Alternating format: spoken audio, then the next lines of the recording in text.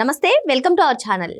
YS Jaganmohan Reddy నిన్న సుదీర్ఘ కాలం పాటు అంటే 2 గంటల 43 నిమిషాల పాటు ప్రెస్ మీట్ నిర్వహించి కూటమి ప్రభుత్వం పైన విరుచుకుపడుతూనే కొన్ని కీలక కామెంట్స్ చేశారు. మరి పరకామణి కేసు పైన ఆయన చేసినటువంటి కామెంట్స్ ప్రస్తుతం వైరల్ అవుతుండగా, మరోపక్క సీఎంగా ఉన్నటువంటి చంద్రబాబు నాయుడు గారిని, డిప్యూటీ సీఎంగా ఉన్నటువంటి పవన్ కళ్యాణ్ గారిని, అదేవిధంగా లోకేష్ గారిని ఉద్దేశించి ఆయన చేసినటువంటి కామెంట్స్ పైన అభిప్రాయాలు తెలుసుకునే ప్రయత్నం చేద్దాం. దీన్ని విశ్లేషించడానికి మనతో పాటుగా ఉన్నారు రామ్ బ్రహ్మం గారు.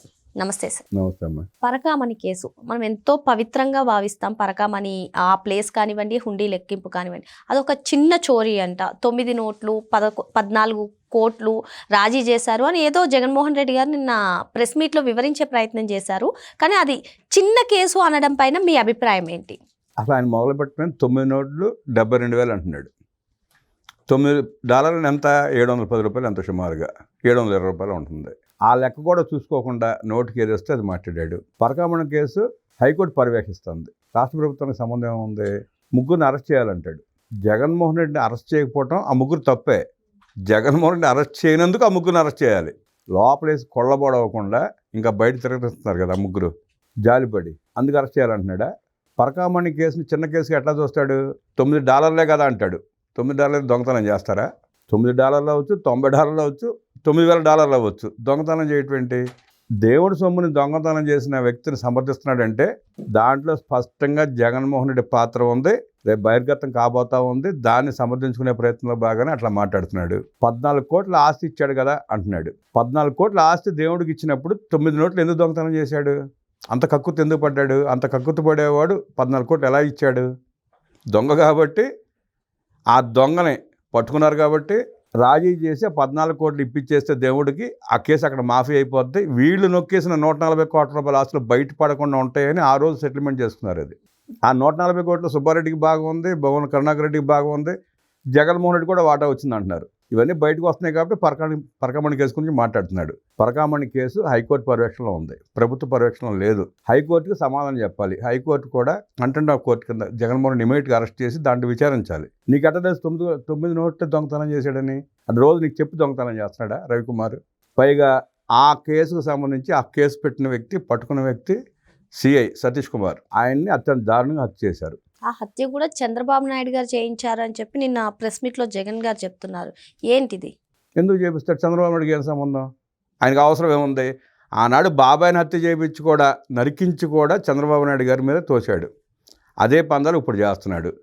సిఏ సతీష్ కుమార్ని చంపేస్తే ఆ కేసు చచ్చిపోద్ది, సాక్ష్యాలు ఉండవన్న ఉద్దేశంతో సిఏ సతీష్ కుమార్ని భువన కరుణాకర్ రెడ్డి, జగన్మోహన్ రెడ్డి ఇద్దరు కలిసి దారుణంగా చంపించారు.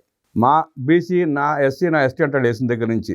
నువ్వు దారుణంగా సిఐ సతీష్ కుమార్ బీసీ బిడ్డ, అతను చంపించావు. ఆ పాపం ఊరికే పోదు. కల్తీ నెయ్యి గురించి మాట్లాడతాడు. కల్తీ నెయ్యి కేసు సుప్రీంకోర్టు పర్యవేక్షణలో ఉంది. దానికి ప్రభుత్వానికి సంబంధం ఏంటి? సుప్రీంకోర్టు సిట్ని వేస్తే సిట్ దర్యాప్తు చేస్తూ ఉంది. ప్రభుత్వం నువ్వు ఎట్టా నిలదీస్తావు? నువ్వు ఎవడు అసలు? ఈవెన్ సుప్రీంకోర్టుకి వైవి సుబ్బారెడ్డి గారే వెళ్ళారు కదండి. 2 సార్లు 3 సార్లు వెళ్ళాడు సిబిఐ చేత ఎంక్వైరీ చేపించమని చెప్పి.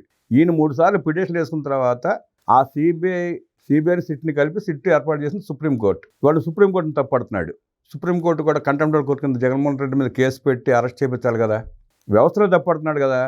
పిన్నెల్లి రామకృష్ణారెడ్డి బుద్ధిమంతుడు, మంచాడు, అటంటాన్ని అరెస్ట్ చేయటం అంటాడు. పిన్నెల్లి రామకృష్ణారెడ్డి మీద కేసు పెట్టింది ఎవరు? ఎలక్షన్ కమిషన్ కేసు పెట్టింది. నువ్వు కేంద్ర ప్రభుత్వ ఆస్తులను ధ్వంసం చేస్తా అంటే, రిగ్గింగ్ పాల్పడతా ఉంటే నీ మీద కేసు పెట్టింది. అంటే ఎలక్షన్ కమిషన్ కూడా నువ్వు నిలదీస్తున్నావా? ఎలక్షన్ కమిషన్ కూడా సీరియస్గా తీసుకుని ఇట్లాంటి అరాచక రాజకీయ నాయకుల మీద కేసులు పెట్టి ఇమీడియట్గా లోపలేకపోతే వ్యవస్థను భ్రష్టు పట్టిస్తాడు. ఐఏఎస్ని ఐపీఎస్ని ఆడు ఈడు అంటాడు. ఎట్లా అంటాడు? నువ్వు ఎంపీగా చేసావు, సీఎంగా చేసావు, ఇప్పుడు ఎమ్మెల్యేగా ఉన్నావు. నీ స్థాయి దిగజార్చుకుంటూ నువ్వే వచ్చావు. ప్రజలు నిన్ను ఆ స్థాయికి దిగజార్చారు. నీ నోటు దురుస్తానం వల్ల, నీ అహంకారం పోకడం వల్లనే నిన్ను ఆ స్థానంలో కూర్చోబెట్టారు. ఇవాళ మొన్నటిదాకా ఐఏఎస్ని ఐపీఎస్ని వాడుకుని వాళ్ళతో అడ్డమైన పనులు చేయించుకుని నీ కింద పనిచేసిన, నీ మాటలు నమ్మి పనిచేసిన ఐఏఎస్లు ఐపీఎస్లు జైలు పాలయ్యారు. ఇవాళ దర్యాప్తు చేస్తున్న ఐఏఎస్లు ఐపీఎస్లు, ప్రభుత్వంలో పనిచేస్తున్న ఐఏఎస్లు ఐపీఎస్లు నిజాయితీ గల ఐఏఎస్లు ఐపీఎస్లో మిగిలారు. ఇప్పుడు అక్కడ జగన్మోహన్ రెడ్డి తొత్తులందరూ సస్పెండ్ అయ్యి వీఆర్లో ఉండి జైలు పాలయ్యి కోర్టులు తిరుగుతున్నారు. ఇవాళ ఇంకా నీకు బుద్ధి రాకుండా నువ్వు వాళ్ళని ఆడు ఈడు అంటున్నావంటే నీ పెత్తందారి అహంకారం స్పష్టంగా కనపడుతూ ఉంది.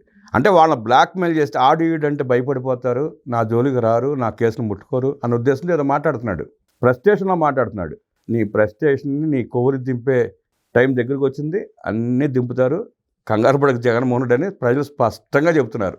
నాది ఒక చిన్న డౌట్. పరకామణి కేసులో సతీష్ కుమార్ హత్య అని చెప్పి జగన్మోహన్ రెడ్డి గారు చంద్రబాబు నాయుడు గారు చేయించారని చెప్తున్నారు. కానీ సతీష్ కుమార్ గారు అది హత్యో సూసైడో ఏం తెలియక ముందే భూమన కరుణాకర్ రెడ్డి గారు ప్రెస్ మీట్ పెట్టేసి వెంటనే ప్రెస్ మీట్ పెట్టారు. సూసైడ్ అని చెప్పారు. మరి వీళ్ళిద్దరు మాటల్లోనే పొంతం లేదు కదా, వీళ్ళిద్దరు వైఖరిని ఏ విధంగా చూడాలి? అంటే జగన్మోహన్ రెడ్డికి స్క్రిప్ట్ వచ్చింది, ఆ స్క్రిప్ట్లో ఏదో రాసి ఉంది, ఆ చదివే క్రమంలో ఏదో తడబడి అంటున్నాడు, ఏదో అబద్ధం చెప్పాడు. అది ఆత్మహత్య అన్నాడు. ఆత్మహత్య కాదు, భూమన కరుణాకర్ రెడ్డి హత్య చేయించిన పద్ధతి, అది పరిస్థితి. అది ఆ కేసులో ప్రధాన సాక్షి ఆయనే, కేసు పెట్టింది కూడా ఆయనే, ఆ రోజు సెటిల్మెంట్ అప్పుడు కూడా ఉన్నది ఆయనే. కోర్టులో ఒప్పుకున్నాడు కదా, ఆయన స్పష్టంగా ఒప్పుకున్నాడు. నేనే నా బలవంతం మూలంగా పయ్యాళ్ళ బలవంతం మూలంగా ఒప్పుకున్నామని చెప్పి స్పష్టంగా చెప్పాడు ఆయన. ఆయన లేపేస్తే, అడ్డు తొలగిస్తే ఆ కేసు వీగిపోతున్న దృష్టితో స్పష్టంగా జగన్ రెడ్డి ముఠానే హత్య చేయించింది ఆయన్ని. మరో అంశంతో మళ్ళీ కలుద్దాం. Thank you sir.